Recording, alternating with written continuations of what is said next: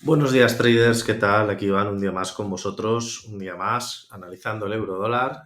Como podréis ver, pues la verdad que hoy es un día cuanto menos peculiar, un día con una vela enorme contenida durante todo el fin de semana y que sin duda alguna va a dar que hablar para lo largo de toda esta semana. Así que, pues bueno, comencemos.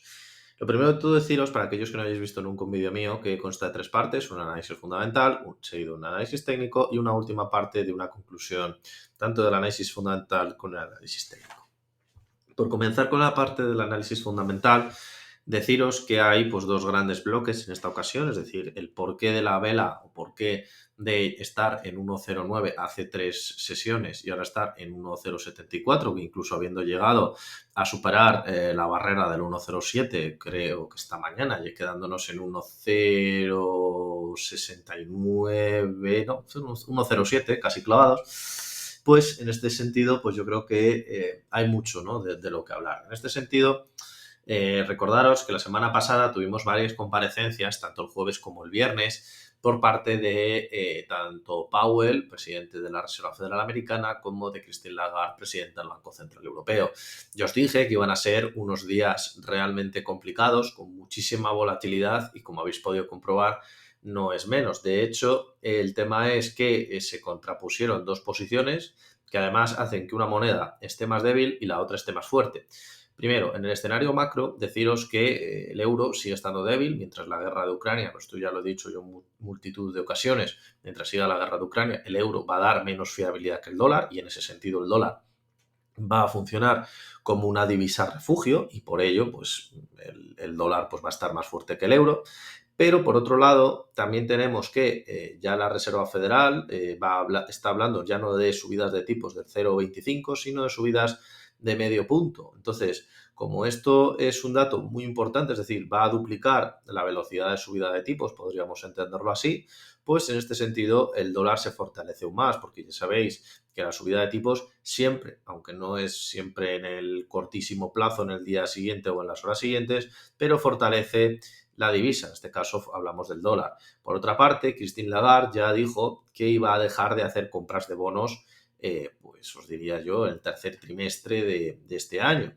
¿Cuál es la diferencia en este sentido respecto a Estados Unidos? Pues bueno, pues que Estados Unidos ya ha realizado su propio tapering, es decir, dejar de comprar bonos, y ya los dejó de comprar en el mes de marzo. Es decir, no solamente va a tener una diferencia de casi 6 meses en política de bonos, sino que en esos 6 meses la Reserva Federal ya habrá subido los tipos unas cuantas veces, mientras que todavía el Banco Central Europeo no ha abierto la puerta a esa posibilidad.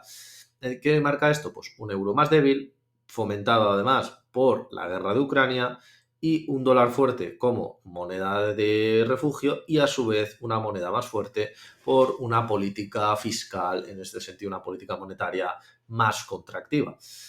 Todo ello, pues, ¿qué provoca? Pues que en estos tres últimos días hayamos visto una caída de 200 pips, ¿no? Y esto, pues bueno, es lo que ha llevado a la situación actual. Os digo, esta situación no va a cambiar durante los próximos meses, por lo tanto, como yo os dije, la línea de tendencia y durante los próximos meses la tendencia va a ser bajista. Ahora bien, como también os digo muchas veces, esto es un análisis semanal y semanalmente, pues igual que la semana pasada decíamos que una vez se cruzara con la línea del 1,078, pues podría llegar hasta 1,09 y nos llevamos el beneficio porque de hecho llegó hasta esta zona, y luego ya si cayese o no cayese ya no es nuestro problema porque nosotros andamos fuera del mercado. Pues lo que os digo siempre, esto es un análisis semanal, aunque ahora sí el viento de cola es para el euro dólar bajista, y eso que os quede claro. En cuanto a las noticias semanales, es decir, el otro bloque de parte fundamental, lo primero de todo que me sorprende es que el mes de abril el clima de confianza por parte, ¿no?, de los alemanes del índice IFO pues ha salido positivo. De hecho, ha salido superior al mes anterior, lo cual pues me sorprende, ¿no?, ampliamente, porque pues bueno, con un conflicto en la frontera y con una inflación y con una posible recesión de la economía alemana, pues me sorprende, ¿no?, que haya un clima favorable.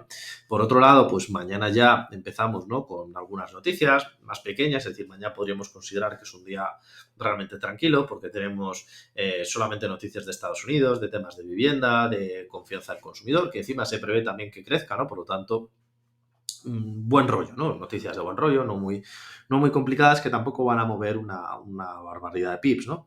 Pero una vez llegado ya el miércoles, ya empezamos con las noticias realmente importantes. Es decir, que esta semana lo importante se va a dar a partir de miércoles. De hecho, miércoles, jueves y viernes son los días que tenéis que tener en vuestra agenda anotadas porque son los días donde realmente va a haber grandes movimientos. Por parte del miércoles, pues tenemos dos discursos de Lagarde, uno justamente una hora antes de que cierre el mercado europeo, otro bien entrado ya la sesión americana con el mercado europeo cerrado, por lo tanto los efectos los veremos a la apertura de Londres.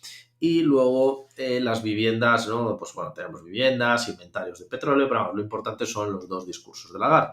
Luego el jueves, a más de, como os he dicho, el efecto del último discurso de Lagarde, que lo veremos en el día del jueves, tenemos el crecimiento del PIB americano del primer trimestre del año, el cual, pues, si es según las previsiones un crecimiento de un 1,1%, significa que está existiendo una ralentización de una economía de una forma bastante importante.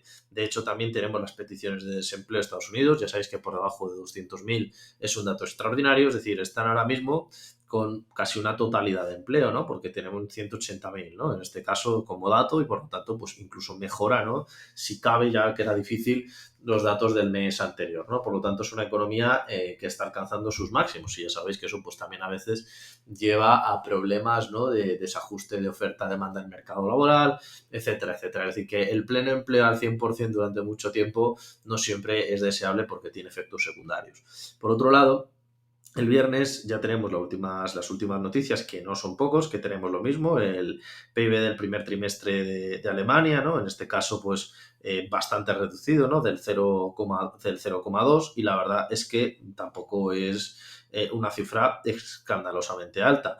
De hecho, veníamos de una previsión de menos 0,3, ¿no? Por lo tanto, pues bueno, digamos que vamos a andar con una economía plana en Alemania, como bien os venía diciendo. Y por otro lado, tenemos el CPI, ¿no? De abril, que bueno, que no deja de ser el Consumer Price Index, en este caso, pues un 7,4%, ya sabéis, volvemos a hablar de la inflación, por lo tanto, la inflación, ya sabéis que últimamente marca la ruta económica y la ruta política, y por lo tanto, pues fijaros, ¿no? Miércoles discursos, jueves PIB americano y desempleo, y por otro lado, viernes PIB alemán y inflación en Europa. Es decir, que tenemos una semana donde va a haber muchísimo movimiento, tanto por parte del euro como por parte del dólar, principalmente del euro. Y en este caso, pues yo creo que vamos a seguir en una tendencia bajista, ¿vale? Aunque yo creo que a lo largo del día de hoy la vela que tenemos pueda recuperarse igual que el martes hasta las noticias que proponga Lagarde. De hecho, fijaros que es un efecto bastante habitual, que los días que no hay noticias, antes de los discursos, pues muchas de las posiciones bajistas o incluso alcistas, ¿no? En casos contrarios, se suelen liquidar y en este caso, pues yo creo que puede ocurrir algo similar. Yo creo que incluso en estos 2 días puede intentar volver a esta resistencia del 1,078. Ya os digo, no merece la pena el riesgo porque fijaros también toda la caída que hay disponible. Y yo creo que después de lo que veamos, ¿no? Si además la inflación en Europa del CPI es mayor o si Lagarde sigue en esa política de no subir tipos o de alargar, incluso postergar la posible retirada de compras de bonos por parte de los países, para los países de la Unión Europea, pues yo creo que en ese sentido vamos a ver consiguientes caídas. Es cierto que el escenario de juego, ya os digo ya, que va a ser esta zona para esta semana, es decir, que vamos a ver velas alcistas y bajistas dentro de esta zona, pero yo creo que con una clara tendencia o con un claro sesgo bajista, porque las noticias, tanto de la semana pasada como lo que vamos a ver esta, siguen muy frescas en la memoria de los inversores, ¿no? En este sentido, pues por parte del análisis técnico, yo creo que la zona queda bastante clara. Seguimos en una tendencia bajista, pero eso no hace falta que seamos unos auténticos genios para saberlo, más que nada porque estamos viendo claramente cómo tenemos una tendencia bajista desde el mes de mayo. Y por parte de los indicadores, ya sabéis que siempre utilizamos tres, en este caso las bandas de Bollinger, el RSI estocástico y luego el MAC.